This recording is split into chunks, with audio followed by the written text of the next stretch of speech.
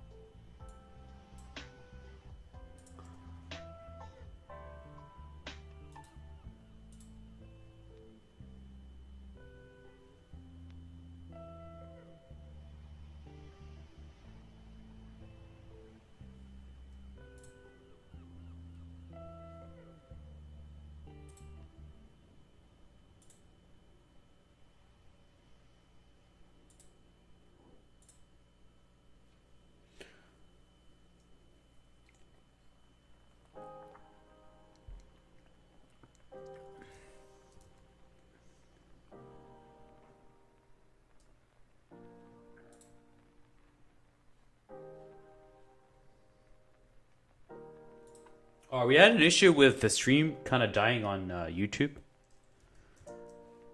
So we are back again, live one more time. I think we've lost everybody. But to anyone who's joining us right now,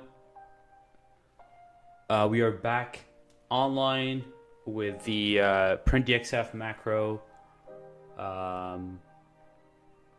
that we are rewriting or completing the writing of.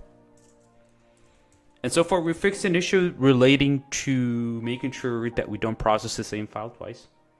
Making sure that we only process files uniquely and individually.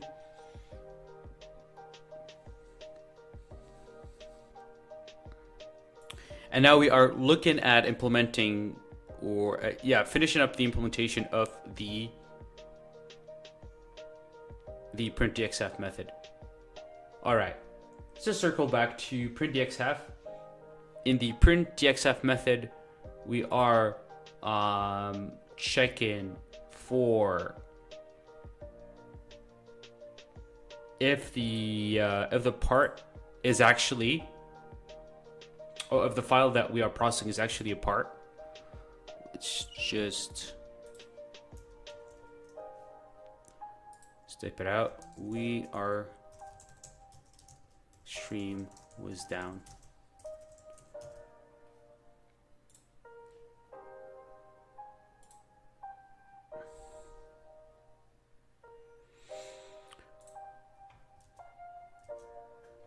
And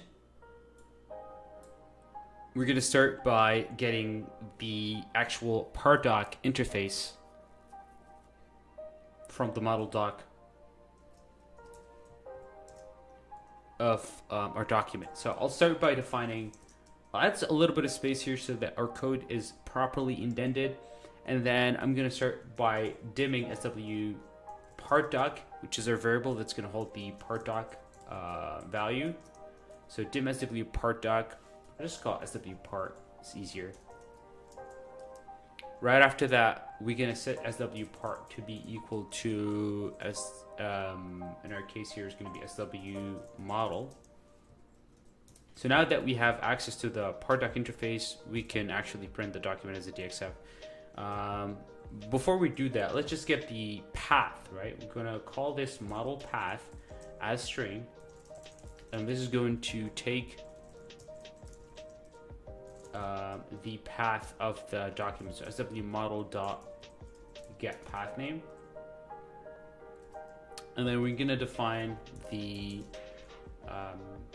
target path or the out path. We're gonna call this out path as string. The out path is going to be equal to left model path.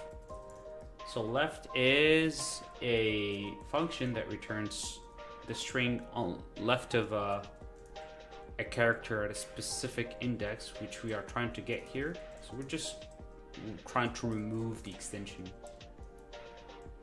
So length of the model path -6, right? Because it's an SLDPRT.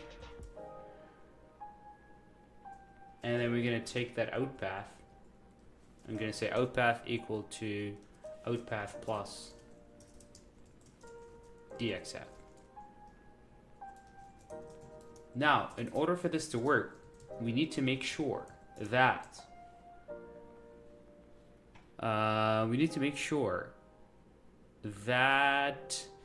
our document is visible,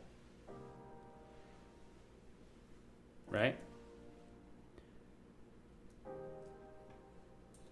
So the document that we are exporting as DXF needs to be visible. And how do we make sure that that document is visible? We're going to use the property is visible, part of the model doc interface. So SW model dot visible equals true.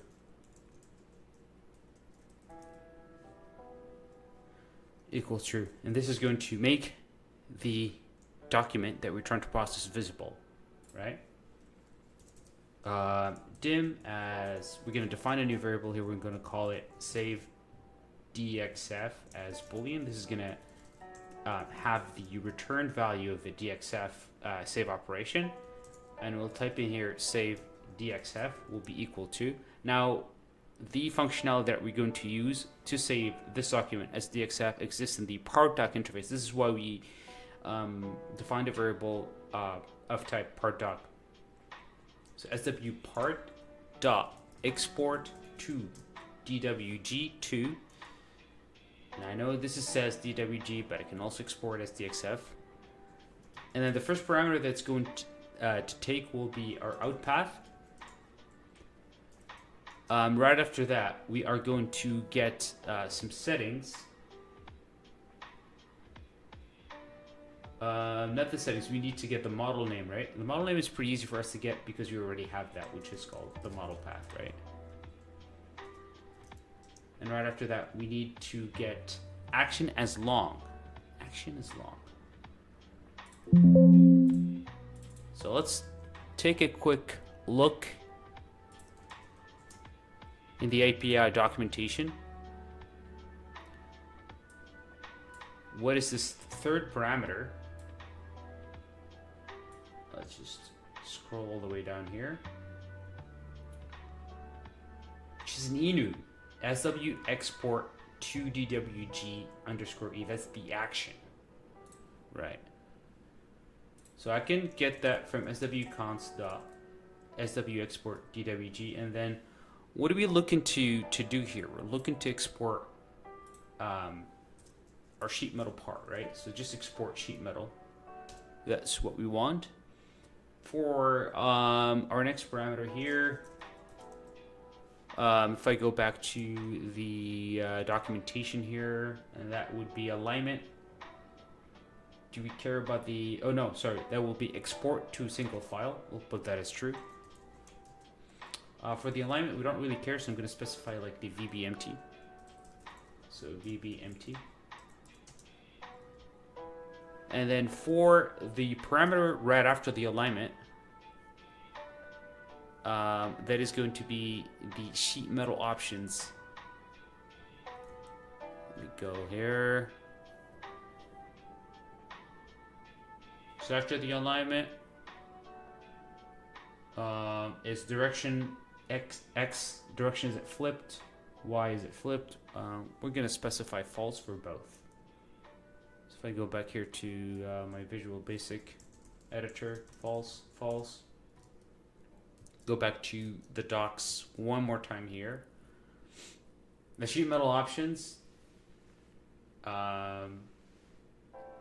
it's a bit smart that contain sheet metal parts option valid only if we are exporting to sheet metal. But it doesn't, if I go back here, it doesn't say anything about the values, sheet metal options. If I do Control F, sheet metal options, metal options.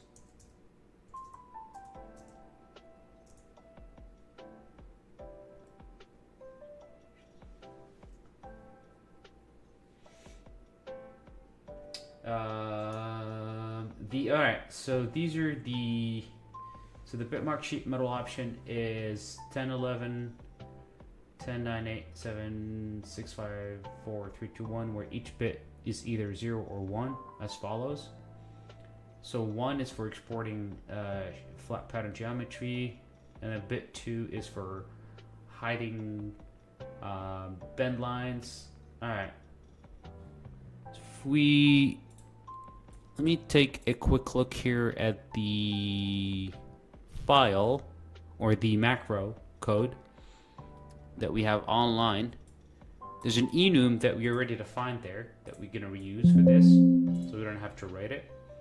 So we could go all the way up top here and paste this code. Paste this. So this is the sheet metal options. So 1, that's the first bit. 2, it's pretty much is you know, in base 2 here really. So we can do not a multiplication but an addition of these options if we want multiples together, right?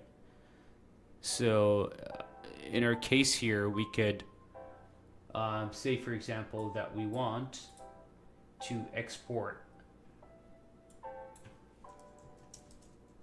the flat pattern. Where is flat pattern? Export flat pattern geometry, and I want to include the, for example, the the bend lines. I have to copy that. If anybody on our stream right now, feel free to say hello in the chat. Let's hear you guys. So plus bend lines, which should be somewhere here in this list. There it is. And then for the, right after the sheet metal options,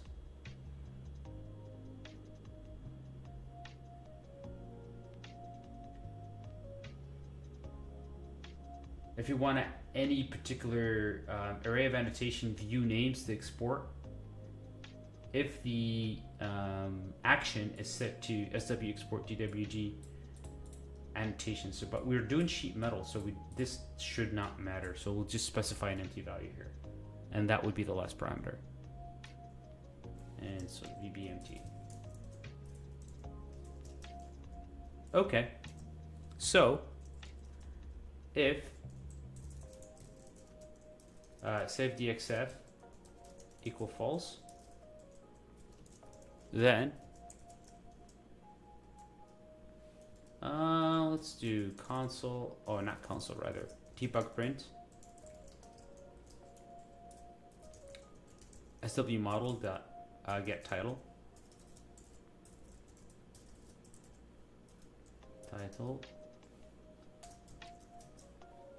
plus or and failed to save. We can do else, or we can change this. So if it is successful, then we can do saved. Anything else is failed.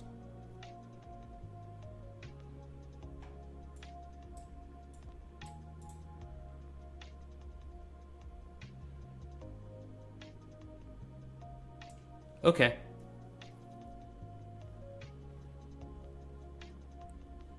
And then once I'm done with my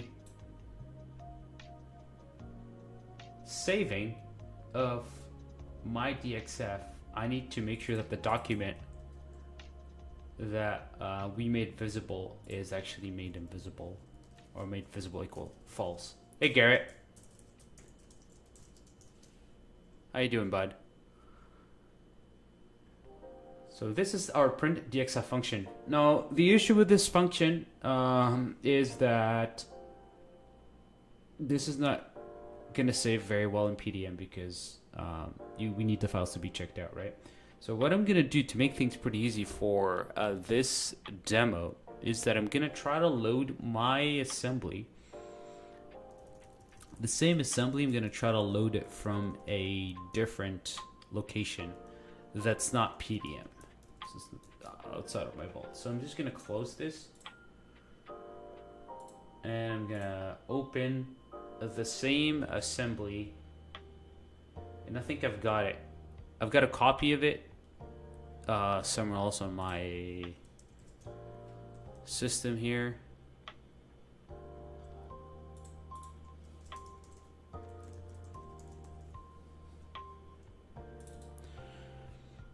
Okay, so I found it. I'm gonna extract it here. So I actually found the archive file.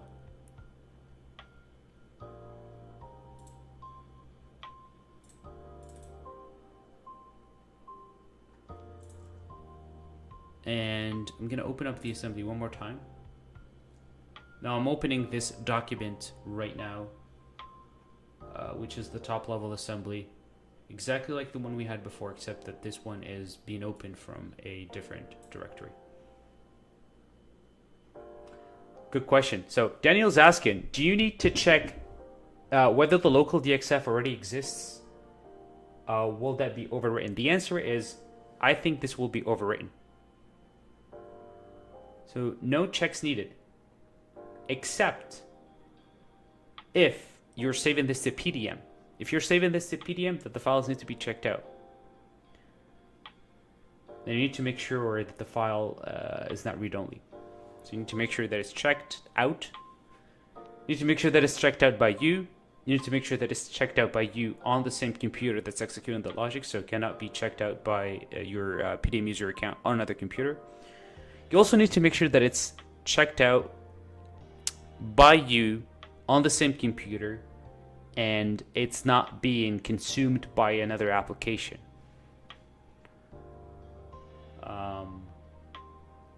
So there's quite a few checks that we need to make sure to do in order to make sure that we are able to save, right? To keep things very, very simple, we're gonna save this to a simple directory, or like on my hard drive, no PDM, no checks needed. The file is not gonna be open. Well, the files are not gonna be opened by another application, so they're easy to access. I think export to DWG2 will actually override the file if it can. Right, so going back to my code right out here. Garrett's saying probably would not be a good idea to do a writable check just in case the user lacks permission to the directory if it's a network directory. Well, to be honest with you, that's what you should do.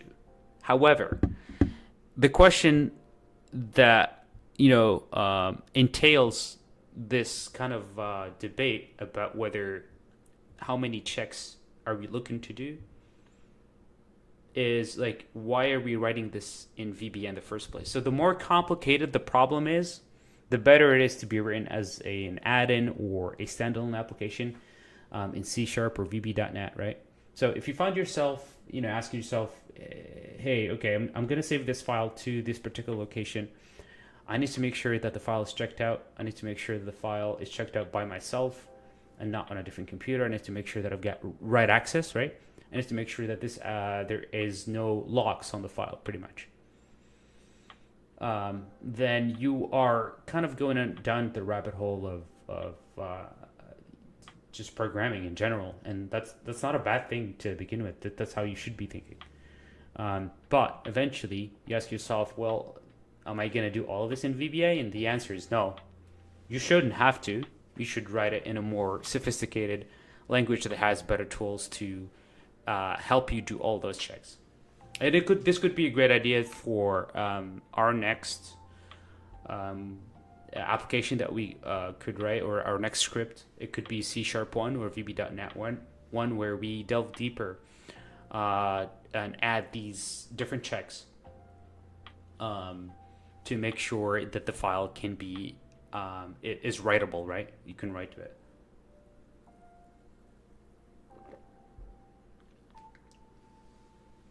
Awesome. Right. So, my top level assembly is open. Let's see if we run our code. I want to put a breakpoint at this level right here.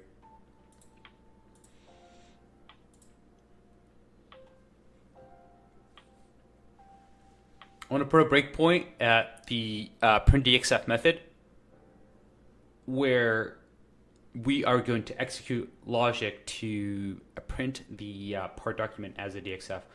And let's just run it. So as I said before, just make sure your cursor is within the subroutine that is the main entry point of your macro. Most of the time it's going to be called main. And then click on run, and then our first compile error here is length.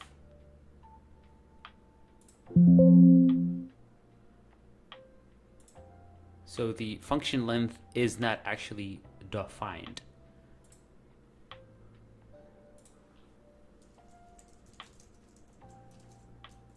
So length is supposed to be the function that is going to return the number of characters in a string. And that function in VBA is actually called len. There's no length. Length is probably a function that you find in C# and VB.NET as part of the string class. This is what happens when you write code using multiple languages. Sometimes sometimes you are using functions that exist in one language that don't exist in the other, and that happens quite often. So in VBA, to check the length of a string, you need to use the function len, short for length. All right, let's recompile one more time. So our code compiles because our breakpoint is actually breaking at this level. And I'm going to do F8 to just go in step line by line. So the file that we are processing is actually the center shelf. So if I switch back to SOLIDWORKS and zoom in, center shelf is this guy right here. If I click in SOLIDWORKS, it gets highlighted. This is the center shelf, which is a actual sheet metal part, I think. Yeah, it is. Switching back to the VBA editor.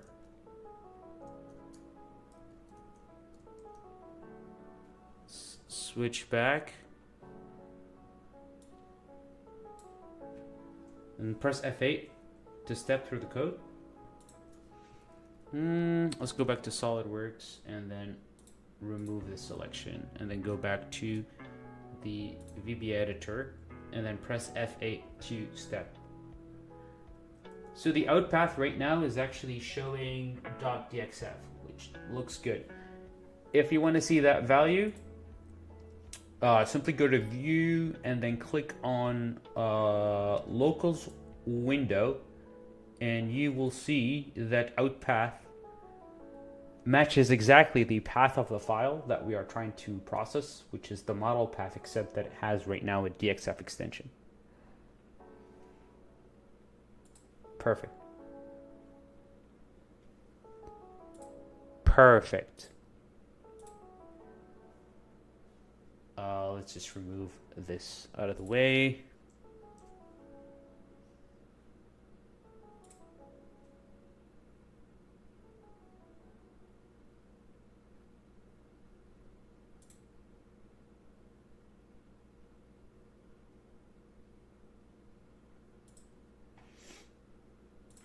Right. So we're going to make our document visible. F8.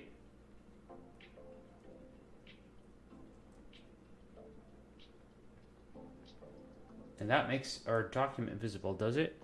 It does. It's right there. Our shelf is actually now visible. That means that we could use the export to DWG2 function. Right, this is our out path. This is our model. Press F8 one more time here. Wait for a second. It's loading. It's doing some stuff. It looks at the document. It's doing some processing here in the background, and now it will switch back to the VBA editor here in a second. And if it doesn't, we should be able to do that manually. It's still processing. It's doing some stuff here. It's exporting some geometry and some bend lines. So if I hover over Save DXF, we have a true value? Yes, we do. And that shelf has saved as a DXF. Woohoo. So if I go back to my SolidWorks, I could go to and then open this location right now.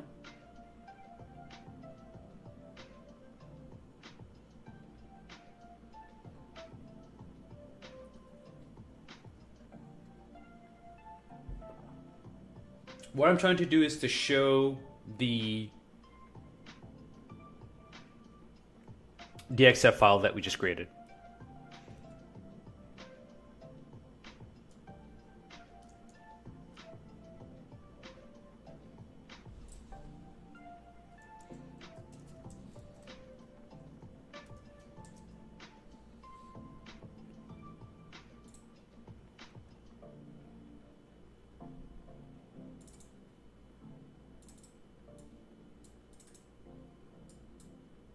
All right.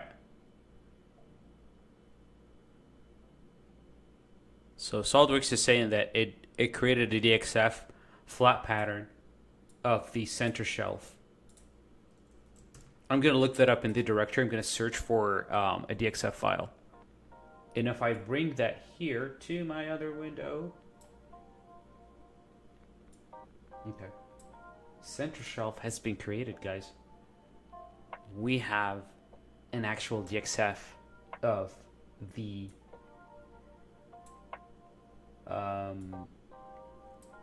center shelf document. Let's quickly open this up in eDrawing.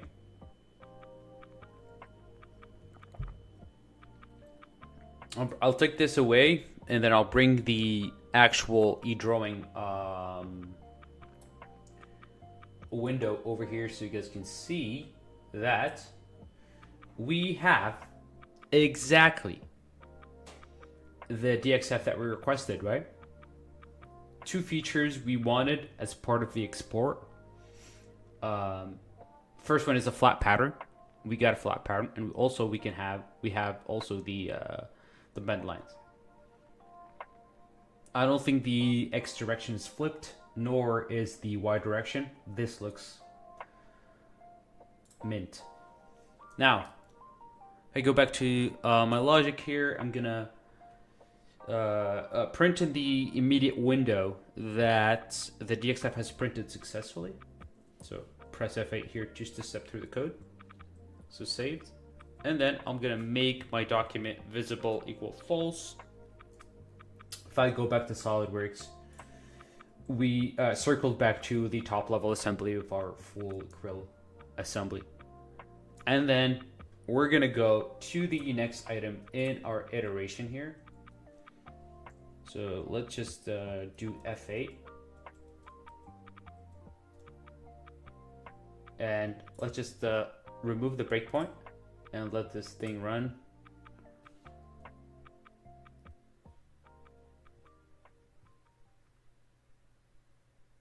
And then just running through the files of the assembly. I'm going to remove the other breakpoint here so we don't have any breakpoints whatsoever.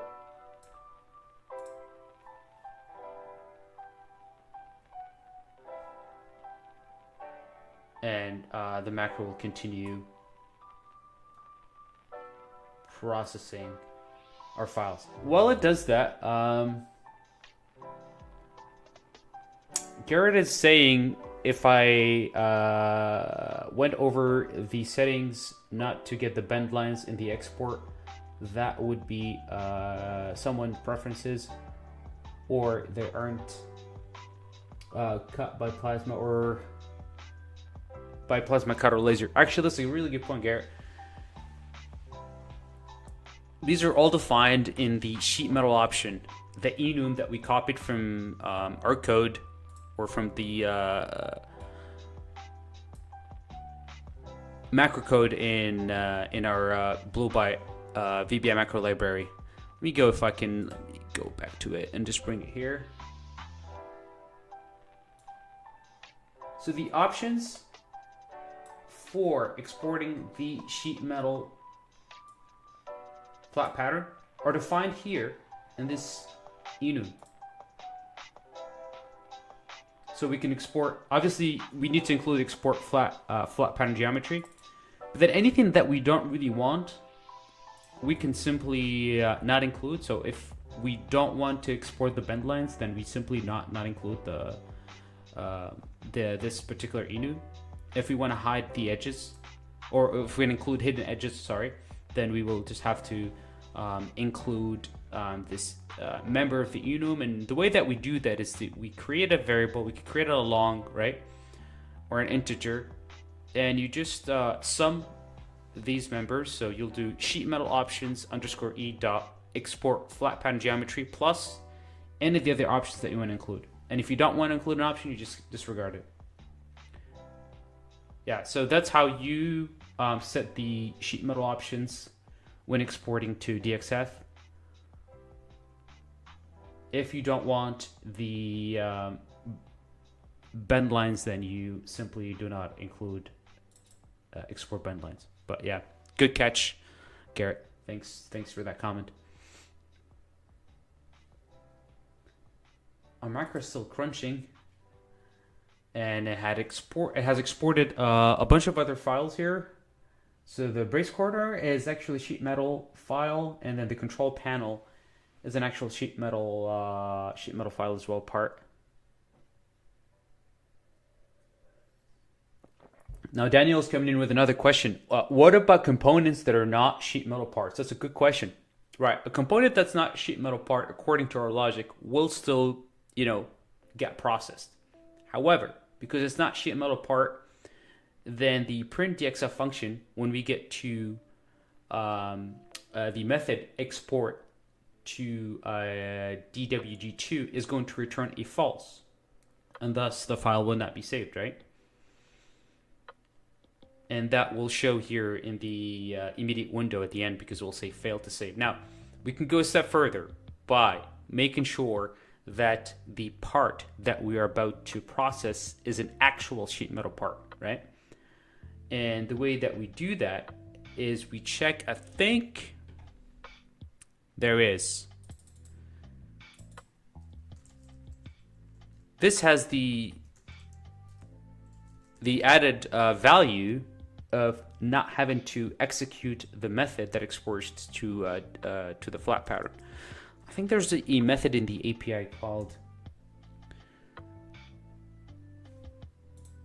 there's a method that allows us to check if the part is an actual sheet metal one.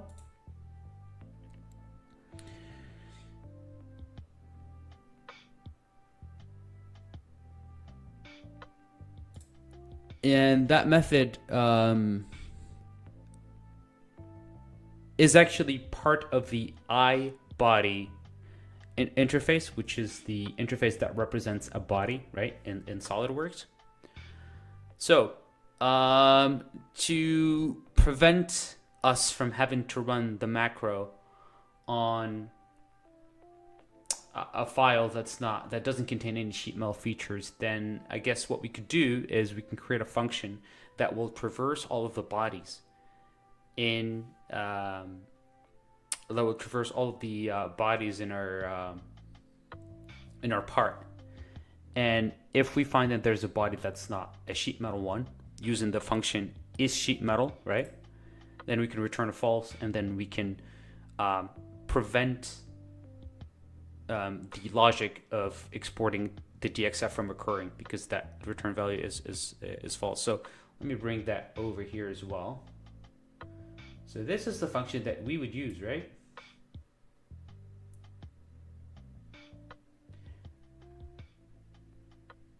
Is sheet metal part of the body to interface? I'm gonna copy this and bring that here. I'm gonna paste it to the chat so everybody can see it.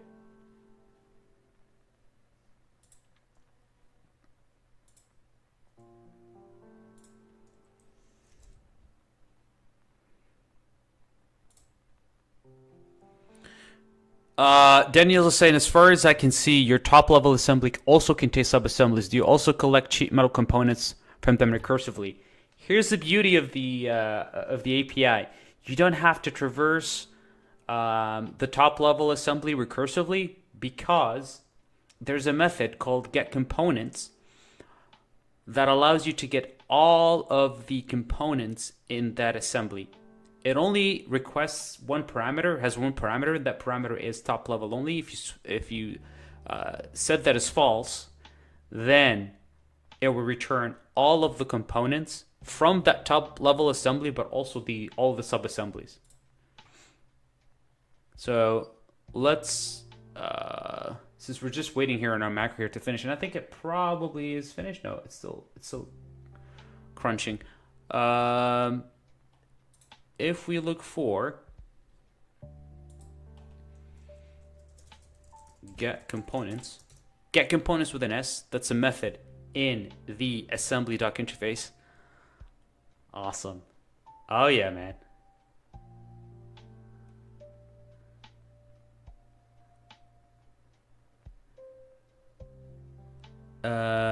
Get components.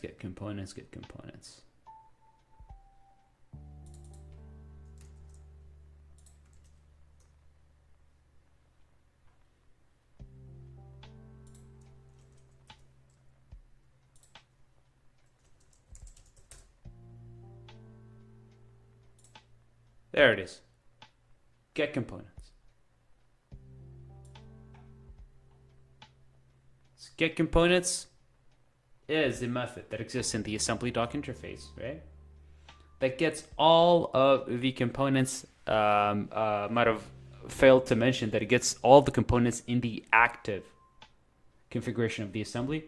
And if you supply it with false, then it will get you both the top level and children components in the feature manager tree. There is really no point to traverse the tree recursively if you don't have a need to maintain some sort of order. If your logic requires that you go through the component tree respecting the order, just use get components. You don't need to traverse the entire tree recursively. Get components is fine.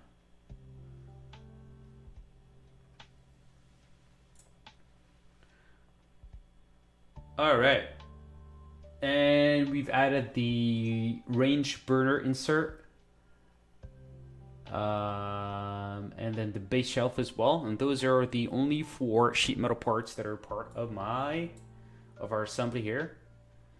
And that's pretty much how you actually save all the sheet metal parts as DXF from a top level assembly. If I take my code here, I can see how the files, some of them did save. Some other files didn't save very well because they failed to save. But I'm going to copy this. And I know that this code really works, right? So I'm actually going to update the a Blue Byte library with this code. So let's do that here quickly.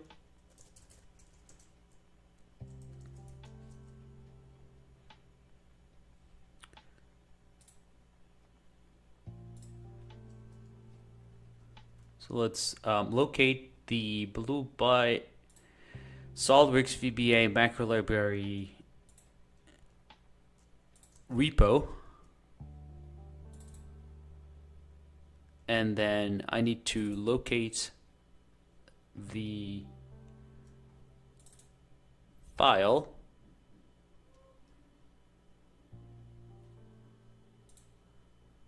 I need to go to source.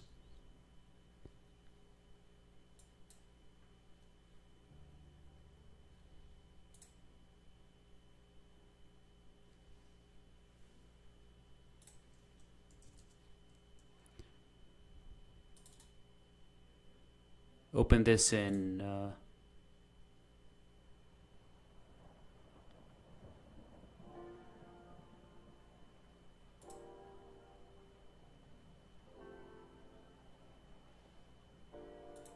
VS Code.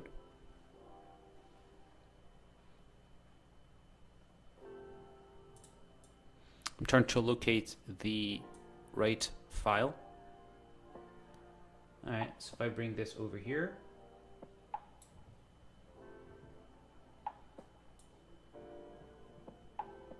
this is the code area. All I need to do is to make sure that I copy paste the code from this all the way down to end function.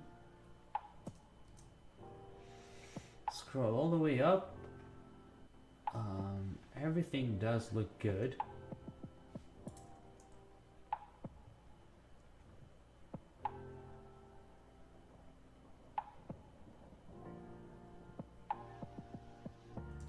Control F.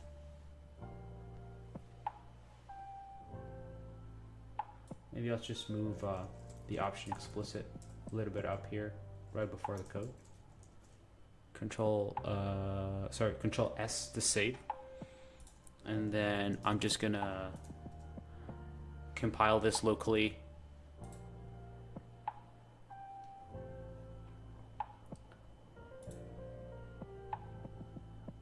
See if I can bring the terminal here.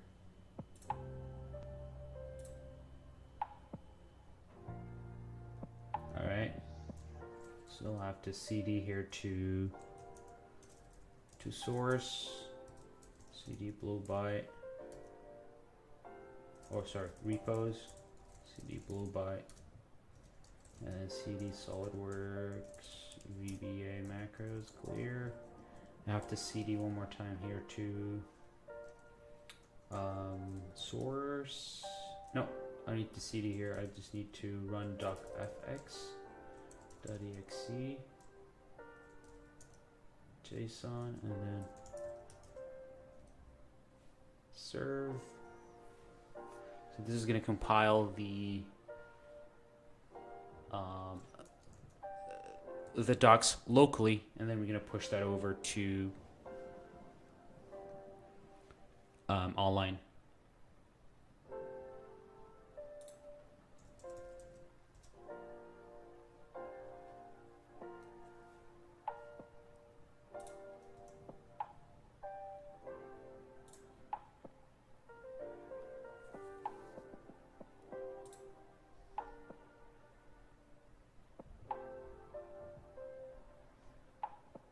Okay.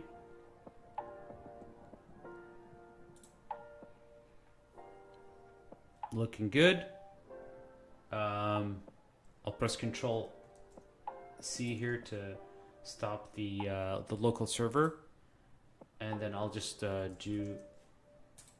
commit the code. So git add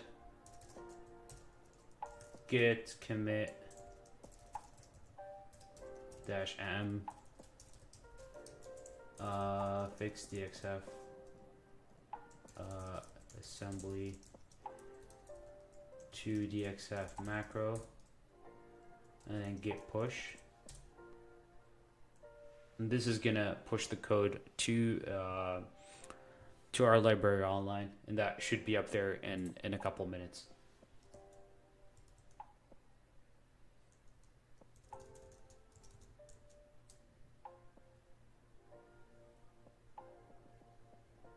We have another question here from Dan. He's saying, what if your sheet metal part has more than one flat pattern? A sheet metal part has more than one flat pattern. That means it has multiple bodies, right? It's a really good question that makes me want to ask you another one. Like, why would you have more than one body in a sheet metal part? I guess there's a reason for that. I really don't know the answer to that. I would have to say we need to take a look at the export to DWG2 method that's part of the part doc interface. So let's do that real quick here. And I think we might come up with an answer. I would say it might require for the body to be selected. I could be wrong. Let's see. So export to DWG says that it saves various aspects of a part, sheet metal part, faces, loops, annotations to one or more DXF to DWG files, preserving the file name.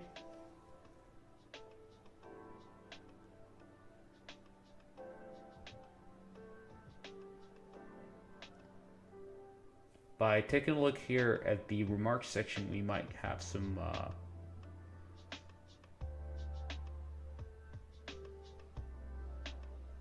information here.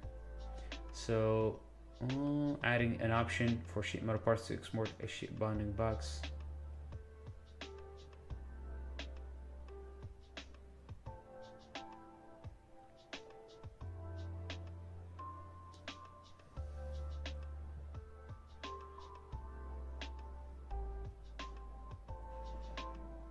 There it is.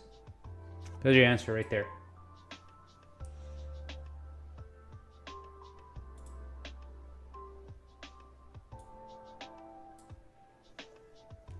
It says here you must select multi-body sheet metal features like this method.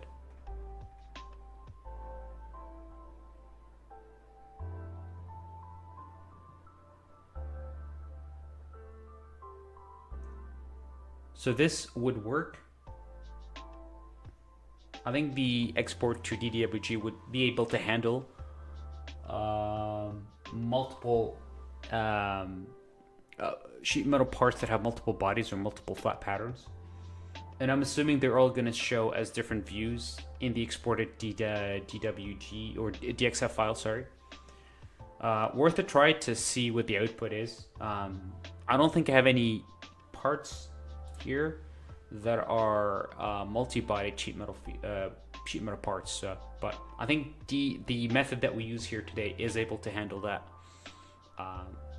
So hopefully that answers your question. All right, our code has been pushed to the SOLIDWORKS VBA macro library at bluebyte.biz. So you're more than welcome to go check that out. I think the link is in the stream.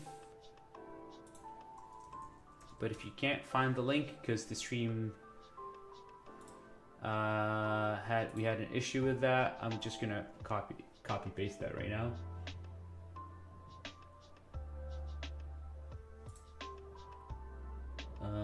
Which should be this one right here.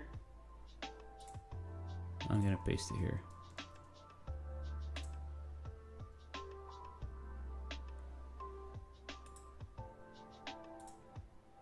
Awesome.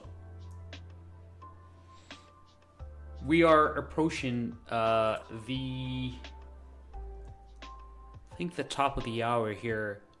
I have a few API questions that I'm going to try to answer quickly.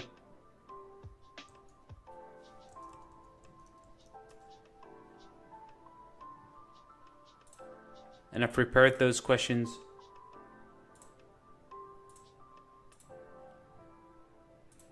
So we'll start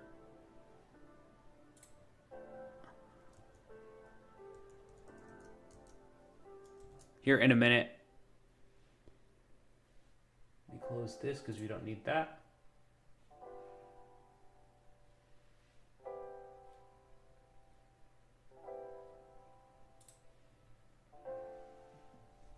Yeah, so Daniel's saying that he did not think about multi-body sheet metal parts. People usually use one flat pattern for show and bend parameters and annotations, while another for laser cutting and similar. Yeah, I agree with you. Most people just use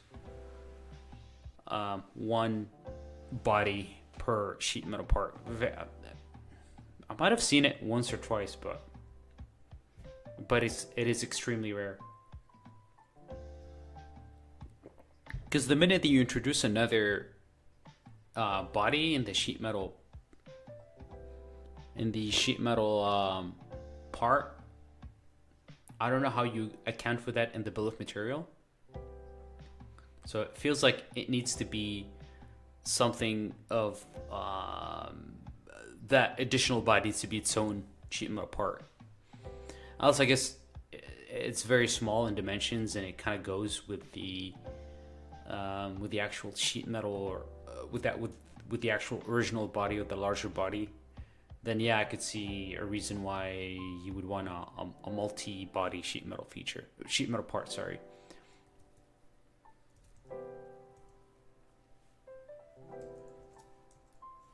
All right.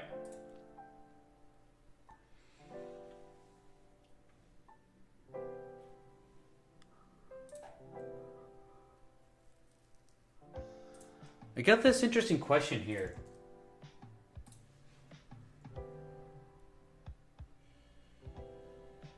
Two, how do I set up my development environment for SOLIDWORKS API programming?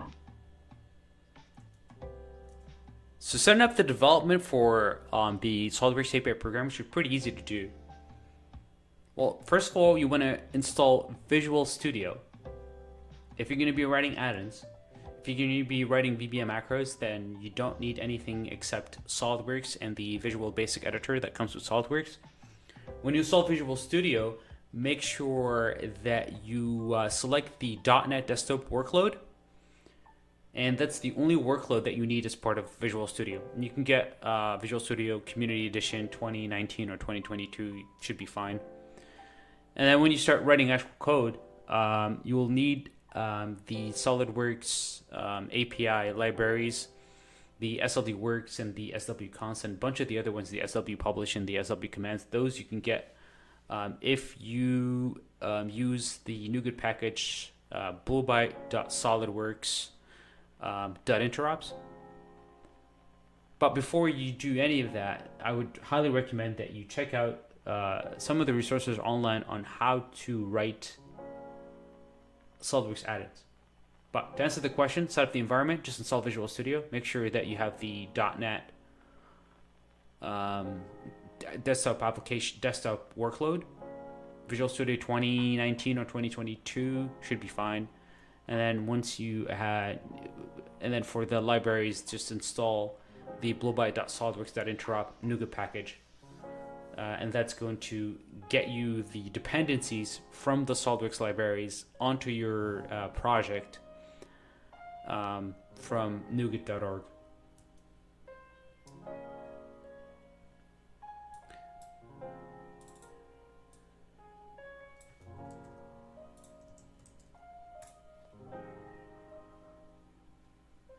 Which programming languages are supported by the SOLIDWORKS API? All right, which programming languages are supported by the SOLIDWORKS API? To answer this question, VBA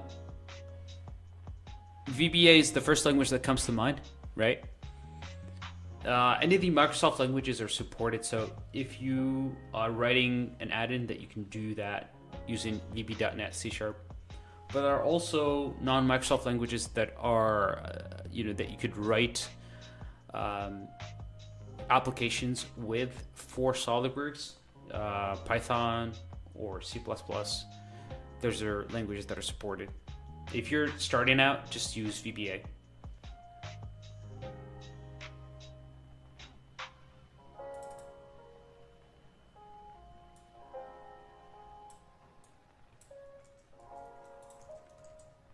All right, moving on to another interesting question. What are the differences between VBA, VB.NET, and C# when working with the SOLIDWORKS API? What are the differences between VBA, VB.NET, and C# when working with the SOLIDWORKS API? This is a pretty interesting question. There are pretty huge differences. If you are looking to prototype something pretty quickly, write a small script, then you should absolutely do that with VBA. If you're looking to write something that's more sophisticated, like an add-in or some sort of class library that's going to integrate with another product, and that class library is going to pull some data from SOLIDWORKS or communicate with an add-in, then you want to write that in VB.NET. C#, 95% of the programs I think are going to use VB.NET because I don't think there are many SOLIDWORKS API developers that use C# these days. So if you are looking to write simple scripts in VBA, if anything else that's an add-in or a standalone application or a library, then use VB.NET and C#. Those are the big differences, is the uses, is the type of the application that you're looking to develop. So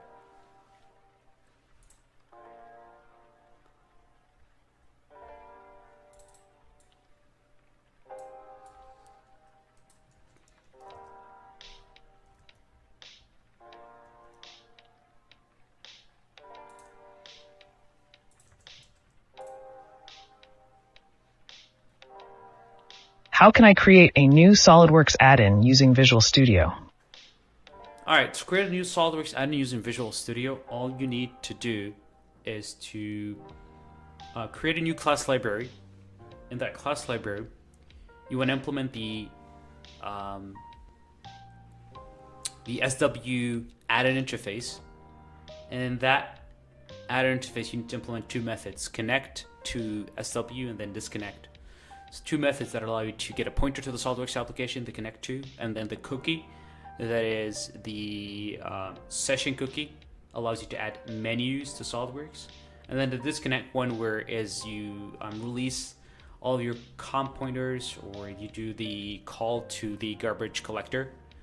But if that's too complicated for you, then the best thing to do is to start with the SOLIDWORKS SDK that comes with your SOLIDWORKS 3D. So when you install SOLIDWORKS, you can make sure to install checkbox on the SDK, and then use the templates that the SDK come with.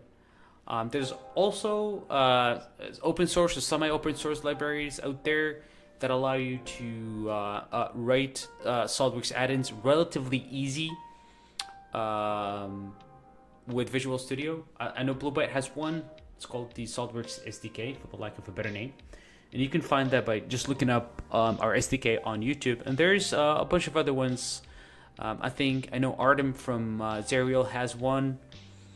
I think it's called CAD Plus.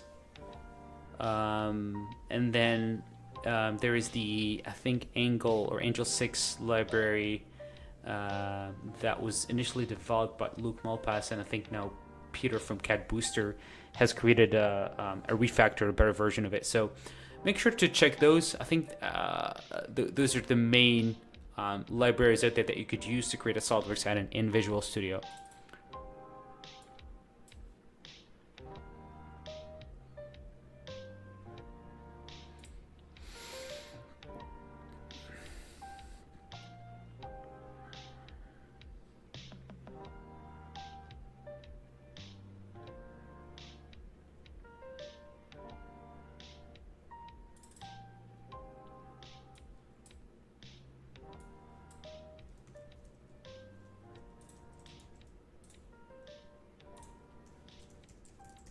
How do I access and modify custom properties of a SOLIDWORKS document through the API?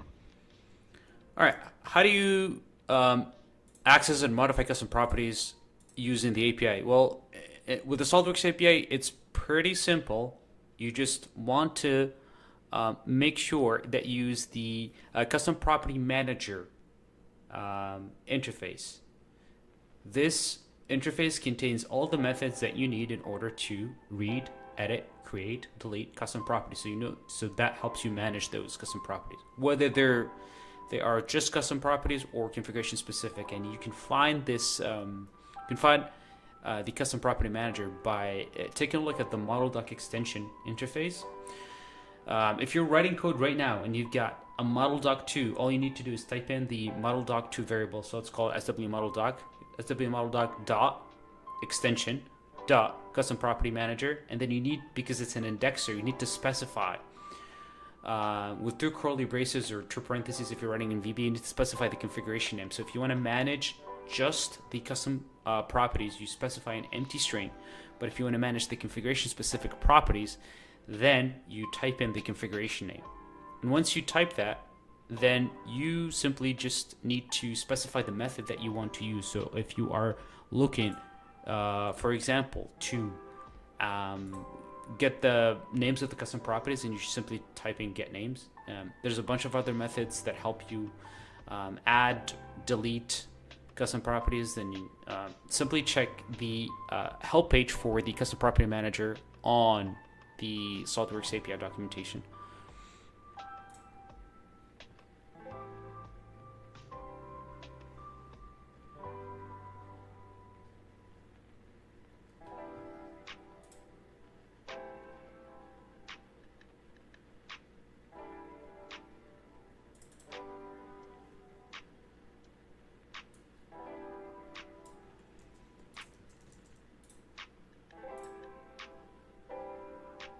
How do I traverse and manipulate the feature tree of a part or assembly using the API? All right, how do you traverse or manipulate the feature tree of a part or an assembly using the API? The answer to that is parts, assemblies, drawings are all the same. All you need to do is get the model doc of the document that you have open, and then use the method first feature. That is going to return the first feature in the feature tree. And then after that, you can traverse the tree by using feature .next, which allows you to get the next feature. And then if you want to go down the tree, then all you need to do is to use the method get next sub features. That's part of the iFeature interface, right? So you get the first feature, and then you traverse with get next. And then if you want to go deeper, one level, or many levels if you want, and then you do get first sub feature, and then get next sub feature, if I'm correct. There is a few examples on how to do this on bluebyte.biz. We have an article there showing you how to traverse the SOLIDWORKS API, the SOLIDWORKS tree recursively. And then we've got Lucas, my buddy Lucas, on the live stream. He says that he finally caught me live. Welcome, buddy. All right, moving on to the next question here. We're going through these API questions.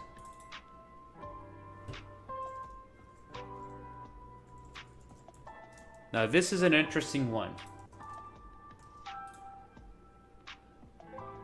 How do I traverse and manipulate the feature tree of a part or assembly using the API? We've already answered that.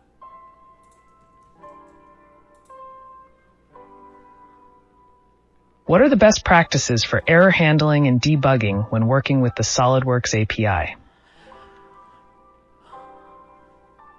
What are the best practices for error handling and debugging when working with the SOLIDWORKS API? There isn't really any major best practices. Everything comes down to the programming language and the recommendations or the conventions that the community has in terms of handling errors. So if you're writing C#, then just make sure to try to use the try-catch block. Try-catch block in order to catch your exception. If you're writing code in VBA, then the on-error go-to is the language construct that you want to use to catch your errors. That's how you want to handle exceptions or errors in the SOLIDWORKS API.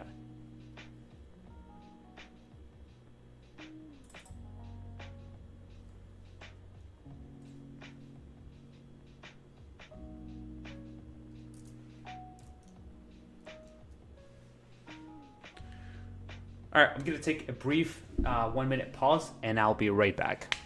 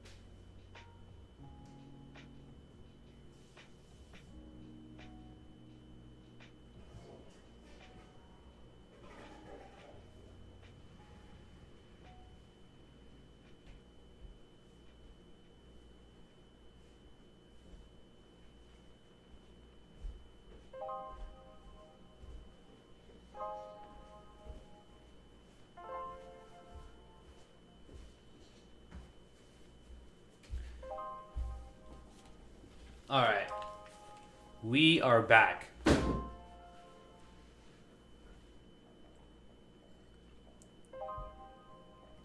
We are back.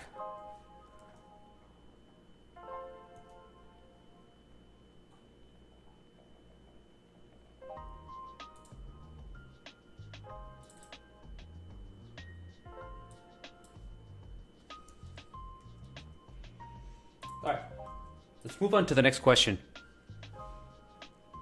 What is the procedure for batch processing multiple SOLIDWORKS files using the API? What is the procedure for batch processing multiple files using the API? There isn't any specific procedure. Just make sure that you use the proper API calls that are made available to you specifically for batch processing. That includes making sure to make the document visible when it needs to be visible using user background properties. Someone is at the Smart Design. Oh, Amazon, stop. I needed to tell Amazon to stop right there. And just to... So let's redo that question. What is the procedure for batch processing multiple SOLIDWORKS files using the API? So the best procedure to batch process files in the SOLIDWORKS API, there isn't a specific one, but there are API calls that are meant to help you process files faster. One of them is the is command in progress. This allows you to minimize the number of calls that the API makes to the SOLIDWORKS application, resulting in considerably faster output, specifically for processing a feature tree. There are other API calls that are part of the SOLIDWORKS interface that allow you to make SOLIDWORKS run faster if it is in the background. So I think the API call is called background user or user control background. And this API call particularly allows you to get to set whether the user has control over the application. And this forces SOLIDWORKS to go in the background of your desktop and not be visible. It's better than having to run it as visible sometimes. But some other times you need to make sure that the document is visible in order to save, right? So make sure that you really test your process thoroughly when you are batch processing your files.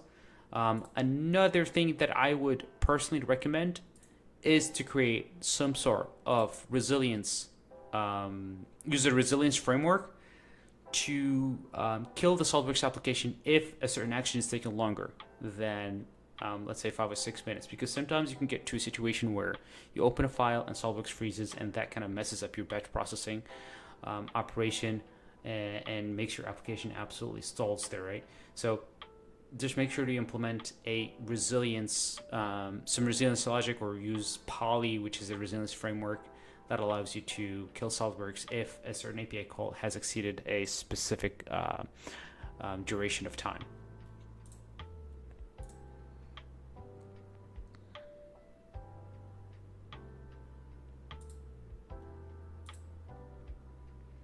All right.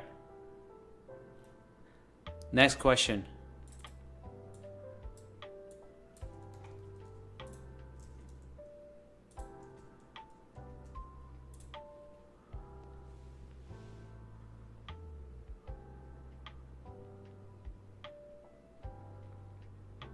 How do I record, edit, and run macros in SOLIDWORKS? How do you record, edit, and run macros in SOLIDWORKS? Where there's a specific menu item that's in SOLIDWORKS. If you go to Tools, Macro, that menu will lead you to a list of submenus. One of them is Record, another one is Edit. There's another one that Run. And you click these, each one of these is going to help you record a macro, edit an existing one. That one is going to take you to the Browse to window. And if you have a macro that you want to run, that you click on the Run menu, and that is going to again take you to another window where you can browse to the SWP file that you are looking to run. So that's how you record, edit, and run macros in SOLIDWORKS. I could just show you that. So Tools, Macros, these are the ones you're looking for right here. Edit, New, Record, Run, and then Stop.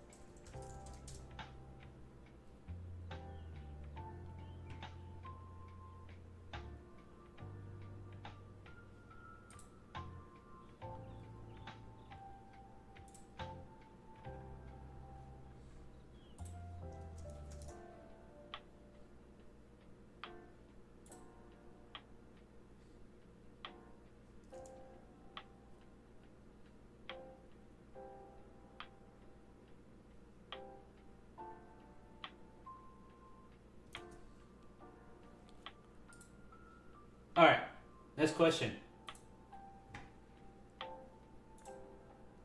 How can I automate simulation and analysis tasks within SOLIDWORks using the API? So how do you pretty much automate simulation in SOLIDWORks? Well, the way you do that is you need to make sure that you've got the SOLIDWORks simulation component installed, right?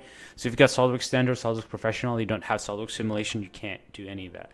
So that's number one. Number two is that you need to make sure that you've got the SOLIDWORks simulation add-in enabled, and then you could leverage the SOLIDWORks simulation API through that add-in by using the get add-in object method. It's called the Cosmos Works object. And then from there, you're able to access the simulation functionalities through the add-in. The best way to get more information on this is to check out the SOLIDWORks Simulation API help. Just search that in Google, and that will take you to the SOLIDWORks documentation on how, I'll give you more information on how to leverage the simulation API.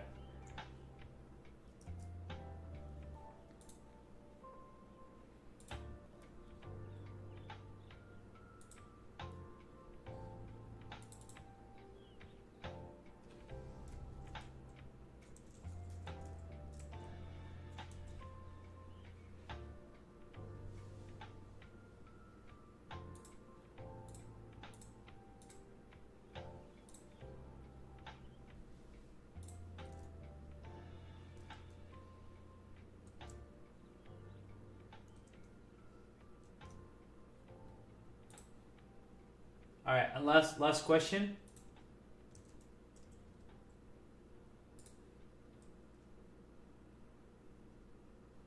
Can I control SOLIDWORks from external applications? And how is this achieved via the API?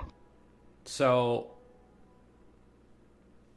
can you control SOLIDWORks from an external application? The answer is yes, you can. But there's some caveats in here, right? To make things very simple, you can actually create a new instance of SOLIDWORks from your third-party application, and then you could leverage the API in order to communicate with that instance and make it do stuff such as, open in documents, reading some custom properties, and so on and so forth. The best way to do that is with Visual Studio, C# or VB.NET, install a library called Blue Byte.solidworks.extensions. It has a class called the SOLIDWORKS Instance Manager, and this helps you create a new instance of SOLIDWORKS. And then from that instance, you get the SLDWorks object, which is the highest level object in the API. And from that, the rest is history. You can leverage that to automate that instance of SOLIDWORKS. All right, that was the last question. And that takes us to the end of our stream today. It's 1:11 p.m. and we kicked off our stream at 11 a.m. Pacific time. Thank you for watching. There is going to be another stream next week, always same time, 11 a.m. Pacific. We're going to have more VBA code to write. We're going to have more interesting things to share with you guys. I want to thank Garrett. I want to thank Daniel. I want to thank Lucas. Everybody that's been on the stream, whether you've contributed or you just wanted to sit back and kind of enjoy looking at SolidWorks VBA code being debugged.